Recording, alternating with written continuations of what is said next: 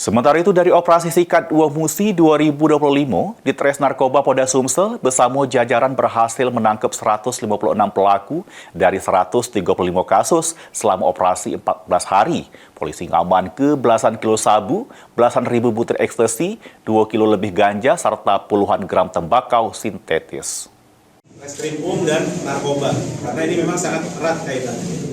Pelaku-pelaku bahkan di output itu tingkat.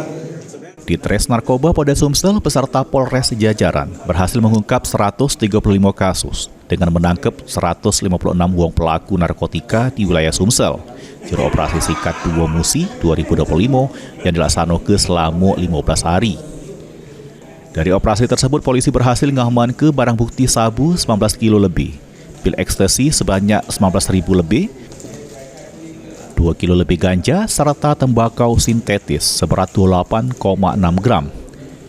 Polisi nyebut ke pihaknya berhasil nyelamat ke anak bangsa dengan total lebih dari 240.000 jiwa.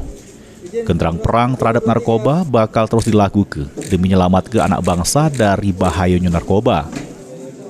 Total yang bisa kita selamatkan anak bangsa terlepas dari jerat narkoba sebanyak 240.323 jiwa.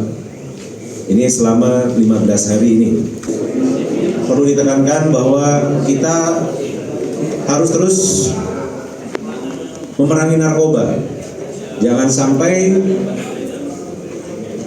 kita terjerat, kalau bisa dibilang, sosial katastrofi atau bencana sosial akibat narkoba. Polisi mengajak masyarakat Sumsel untuk sama-sama memerangi narkoba demi masa depan anak bangsa. Mulyadi, PAL TV. Dalam kesempatan hari ini, saya ucapkan terima kasih kepada